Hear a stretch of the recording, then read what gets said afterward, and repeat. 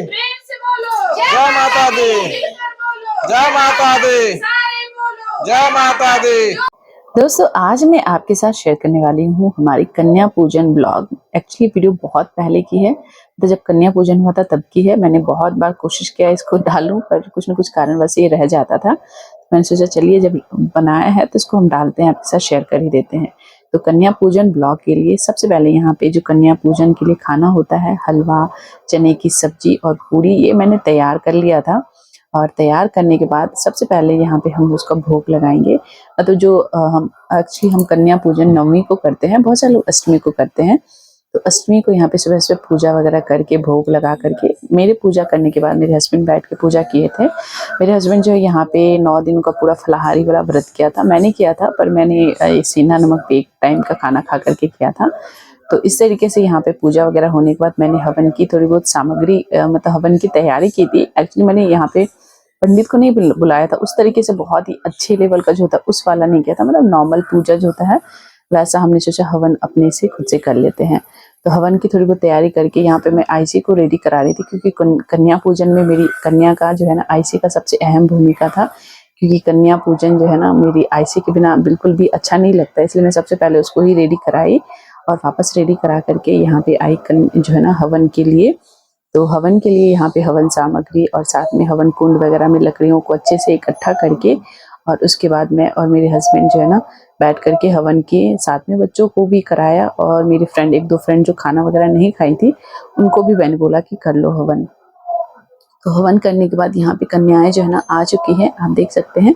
और कन्याओं के आने के बाद सबसे पहले हम कन्या का जो है ना पैर धुलते हैं।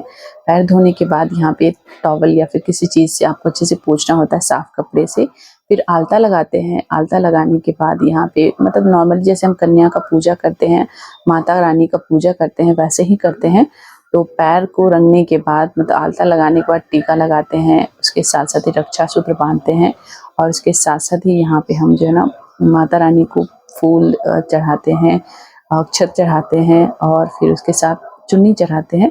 तो एक्चुअली चुन्नी के रूप में यहाँ पे जैसे क्या होता है बहुत बार कि चुन्नी गिर जाती है, इसलिए मैं बांधने वाला ही हमेशा चुन्नी यूज़ करती हूँ, ताकि बच्चों के सर पे अच्छे से बंधे रहे, मतलब माताओं के सर पे अच्छे से बंधे रहे।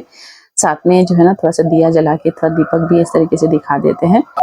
साथ में हम रक्षा सूत्र भी बांध देते हैं। तो इस तरीके से मेरे पास जो है ना टोटल 7 कन्याएं ही जमा हो पाई थी। तो 7 कन्याएं जमा हो पाई थी। लास्ट तक दो कन्याएं ने बोला था कि आएंगे आएंगे, पर आ नहीं पाई थी, इसलिए 2 कन्या को दोबारा बैठा के हमने वापस से पूजा किया था। इस तरीके से हम नॉर्मली करते हैं, वैसे ही 7 कन्याओं के साथ से ही बीच से 2 कन्याओं को निकाल के वापस से 2 कन्याओं को पूजा किया था।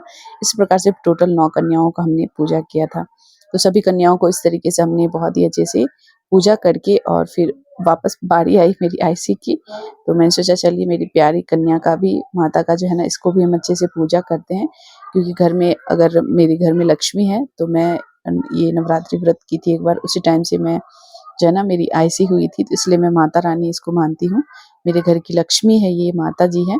तो सबसे पहले इनका पूजा करना बहुत ही ज़रूरी होता है। घर की किसी भी पूजा में आपको अपने घर की लक्ष्मी की पूजा ज़रूर करनी चाहिए। यहाँ पे हमने आशीर्वाद लिया, मेरे हस्बैंड ने आशीर्वाद लिया, और फिर सबको बैठा करके फिर जो है ना सबको प्लेट लगाया, थाली लगाई और फिर खाना परोसा। तो इसमें मेरे फ्रेंड जो है ना, मतलब मेरे हस्बैंड के दोस्त हैं, ऊपर ही रहते हैं, उन लोगों ने भी बहुत ही योगदान दिया पूजा करने में, सभी कन्याओं का प्रसाद वगैरह वितरण करने में, खाना खिलाने में, सर्व करने में बहुत ही हेल्प की। तो यहाँ पे क्या है ना, छोटे-छोटे सभी कन्याएँ थे ना, सब उस तरीके से नहीं खा पाते हैं। और जहाँ पे हम बैंगलोर में हैं, यहाँ पे हमारे साइड का नॉर्थ खाना, जो यहाँ की जो बेसिक बच्चे होते हैं वो नहीं पसंद करते हैं। पर फिर भी मैंने बोला था कि थोड़ा-थोड़ा करके आपको जूठा करना है। सभी खानों को थोड़ा-थोड़ा मुँह में डाल के है ना, थोड़ा-सा जूठा करना है। इस तरीके से यहाँ पे थोड़ा-थोड़ा खाना हमने सबको सर्व किया, थोड़ा-थोड़ा सबने खाया, काफ़ी अच्छे से खाया। तो हम बैठे हुए थे और जो जिसको ज़रूरत पड़ रही थी वो माँग-माँग के वो खा रहे थे। तो इस प्रकार से ये देख सकते हैं, मेरी फ्रेंड जो है ना अपनी छोटी सी बच्ची को गोदी में लेके बैठी हुई थी, क्योंकि वो बैठ के खुद से खा नहीं सकती, तो इसलिए उसको अच्छे से खुद से उसने खाना खिलाया। और भैरव बाबा के रूप में यहाँ पे वो जो एक लड़का था, मतलब जो आई थी कन्याएँ, उन्हीं के साथ में एक लड़का आया था। मैंने मेरी डुग्गू को बोला भैरव बाबा बनने के लिए, तो वो नहीं बना।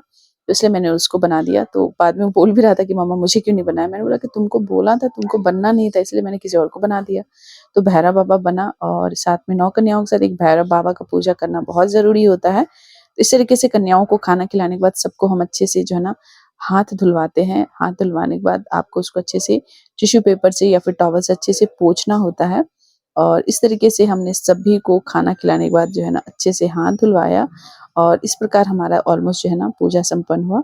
और साथ में हम विदाई भी करते हैं माताओं का। जब माताएं खाना वाना खा लेती है तो उनका हम विदाई करते हैं। विदाई के लिए यहाँ पे आप जो है ना कुछ पैसे या फिर गिफ्ट के रूप में माताओं को कुछ दे सकते हैं।